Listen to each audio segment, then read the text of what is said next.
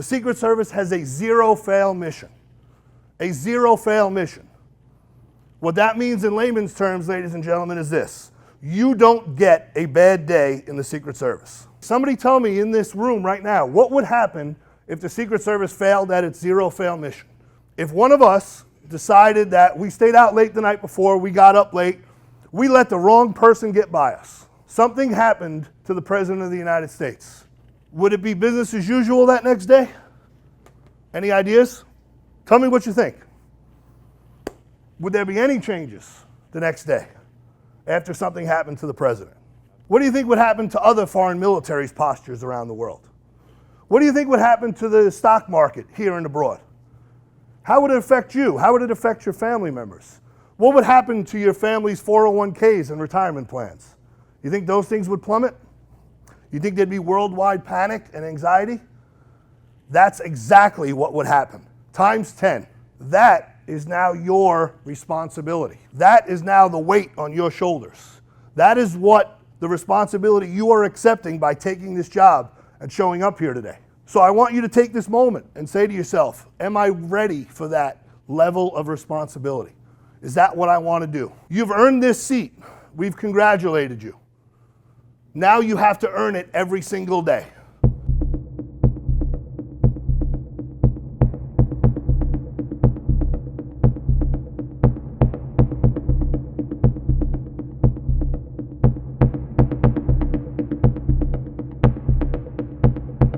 You okay, man? Mother. Hey, put the bat down. Drop the bat. Police, drop the bat.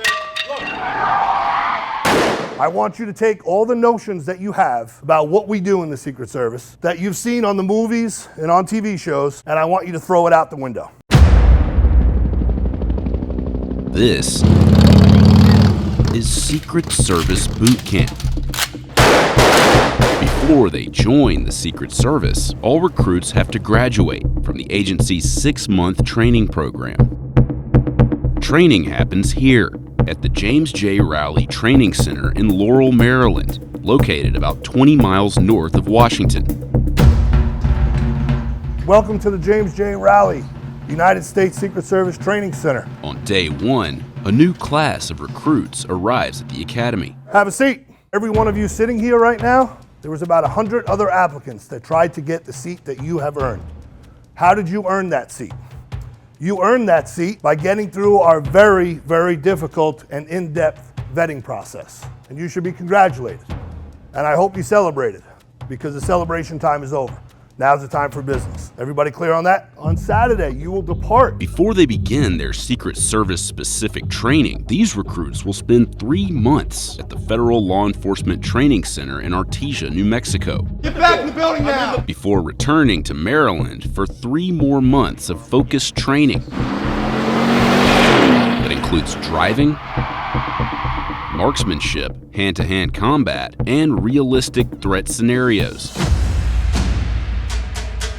We spent 3 days at the training center, where we observed recruits at various stages of training. It's going to be a long week. For the new class, their first week focuses on a physical evaluation. Let's go. Don't stop. And getting rid of any bad habits they may have brought into the academy. We left yesterday without chairs being pushed in, and now we can't pay attention to detail 1 minute after the detail's given out. And we're laughing and joking in here. It is going to be an extremely long week. Do not make plans for Friday getting out of here on time, because that ain't happening. Although we were allowed to film inside the academy, our access was limited, and we were only able to film certain aspects of training, the rest of which remained secret. There's certain things that we will not be able to show yourself or any other members of the media here, and that's really for the safety of our protectees. We don't want to advertise our playbook, so to speak.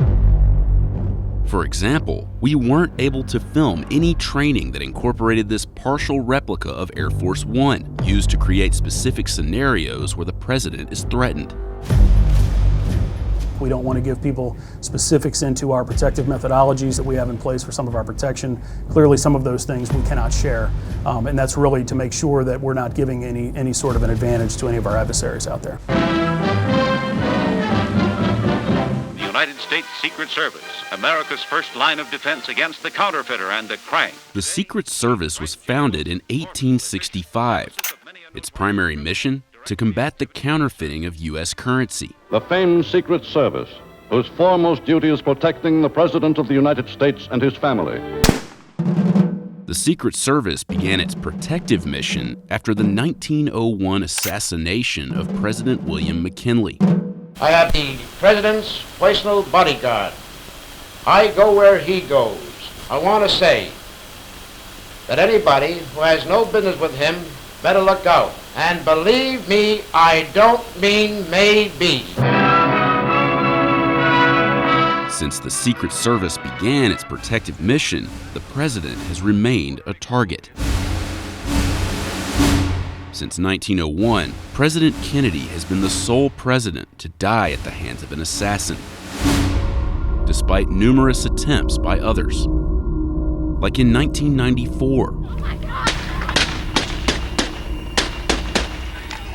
when a gunman opened fire on the White House while President Clinton watched a football game inside. Due to the weight of our protective mission, we have to make sure that anyone in those positions is truly worthy of trust and confidence, which is our motto here. We're getting ready to go into another campaign year, so we have to build up our workforce in order to help support that.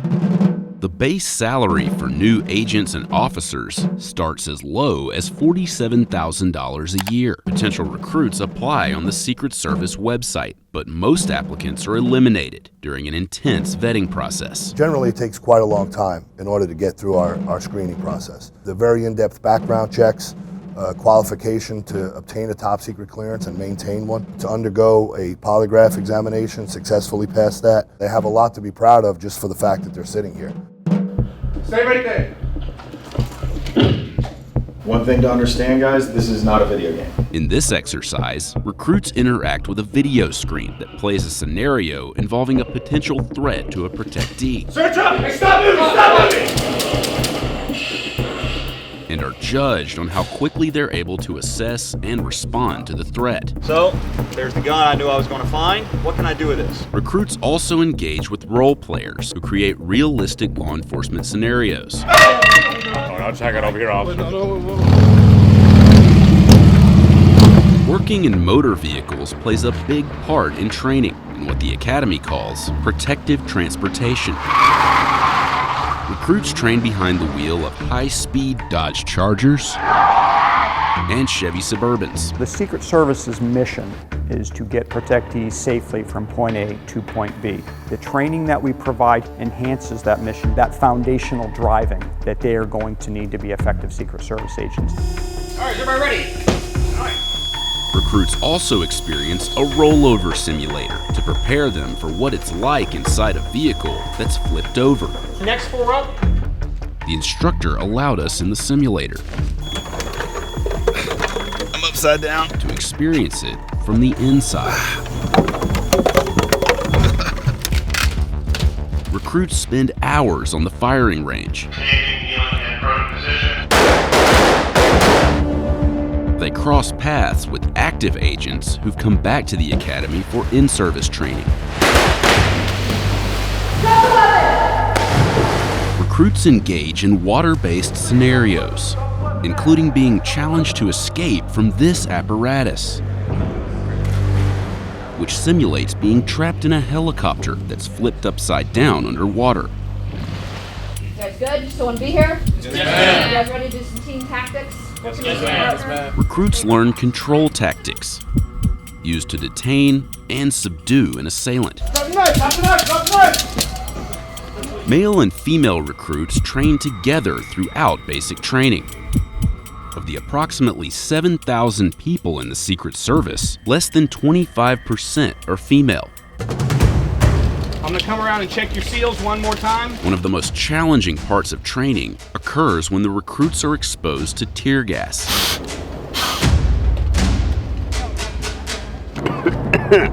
Holy Oof, it is burning my eyes. We couldn't bring our camera inside the gas chamber, but we did convince an officer to shoot inside with an iPhone, showing us what it's like for recruits when they're exposed to the gas.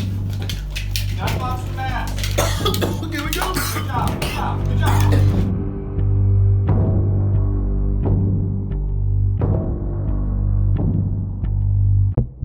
We weren't allowed to interview recruits during training or to film at graduation. Once training is complete, these future agents and officers begin their zero-fail mission against the backdrop of an intense election year in a nation divided by politics. We protect the office of the president. We're not political appointees. It doesn't matter to us who the people elect. We're going to protect those individuals with the same zealousness that we would regardless. Political opinions don't come into play at all. What we're focused on is training, preparing them to do the job that they're going to need to do, and that's all that counts for us.